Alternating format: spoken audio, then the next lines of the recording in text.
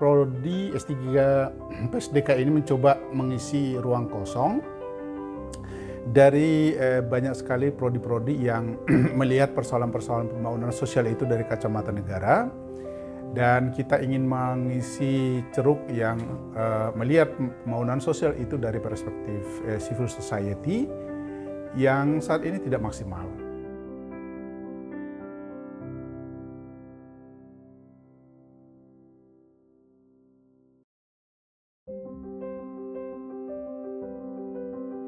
Persoalan community empowerment dalam skala yang luas, ya, baik di tingkat individu, rumah tangga, sampai dengan masyarakat. Tentu saja kita ini ingin menjadikan itu sebagai focus of interest kita, sehingga cara-cara mengembangkan masyarakat kita itu didekati dengan pengetahuan yang sangat mendalam tentang persoalan-persoalan yang ada di masyarakat. Jadi lensa masyarakat itu adalah lensa kanan dari lensa pembangunan sosial. Lensa kirinya itu adalah negara.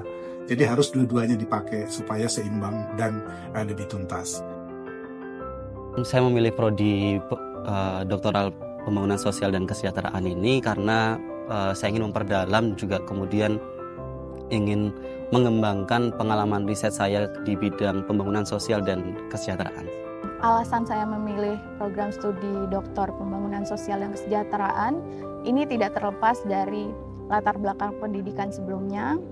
Saya merupakan alumni pembangunan sosial pada program magister, dan atas pengalaman tersebut, hal ini menjadikan saya memutuskan bahwa rumah saya untuk belajar terkait dengan ilmu pembangunan dan ilmu kesejahteraan di program Doktoral Pembangunan Sosial dan Kesejahteraan. Kami belajar tentang teori-teori pembangunan, teori kesejahteraan juga, yang mana itu nanti bisa digunakan untuk bekal kami dalam memperdalam atau mungkin sebagai landasan untuk penelitian disertasi kami gitu. Topik interest dalam penelitian disertasi saya fokus melihat pergeseran sistem jaminan sosial berbasis masyarakat yang fokus pada akses dan layanan hari tua bagi lansia. Jadi di sini saya melihat faktor-faktor bagaimana eksistensi sistem jaminan sosial berbasis masyarakat di tengah hadirnya banyaknya sistem jaminan sosial formal dari pemerintah. Ya, satu tentu saja karena kita berbasis riset pasti ya. Kita menekankan semua mahasiswa itu harus mampu melakukan riset inovatif, ya. Karena dari situ akan ada luaran-luaran yang tentu saja akan menjadi berguna untuk diaplikasikan di masyarakat. Yang kedua, kompetensi itu dia harus memproduksi pengetahuan baru. Jadi kita bukan mereplikasi saja, tapi juga memproduksi pengetahuan baru yang saya sebut tadi inovatif. Misalnya teori-teori tentang pembangunan sosial itu kan selama ini kan sangat global.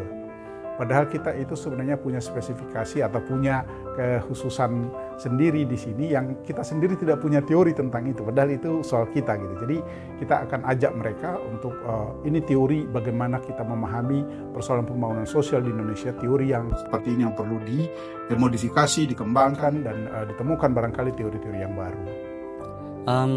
Di sini kita bisa mengakses ini ya, perpustakaan secara digital juga, selain juga ada yang bentuknya fisik juga di sini yang selalu bisa diakses.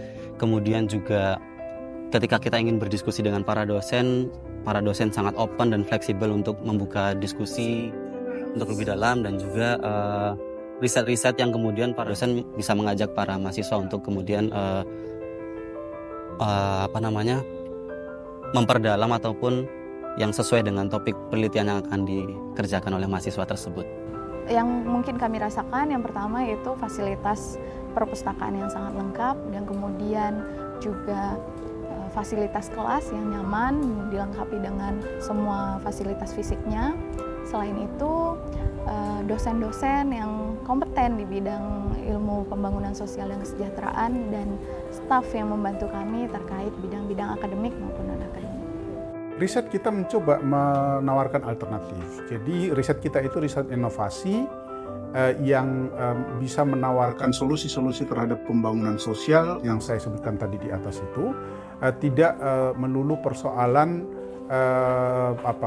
bagaimana kita mendetilkan masalah-masalah yang selama ini ada, tetapi saya kira menawarkan satu perspektif baru bahwa soal-soal pembangunan sosial di Indonesia itu tidak lagi cukup ya dipelajari dari pendekatan konvensional, apalagi zaman sekarang ini sangat berubah cepat, sangat volatile dan sebagainya itu, dan kita harus masuk ke arena itu. Dan prodi S3 PSDK ini akan menjadi satu kawah candra di muka bagi mereka yang mau bergelut, mendalami lebih jauh tentang persoalan hakiki dalam pembangunan sosial di Indonesia terutama.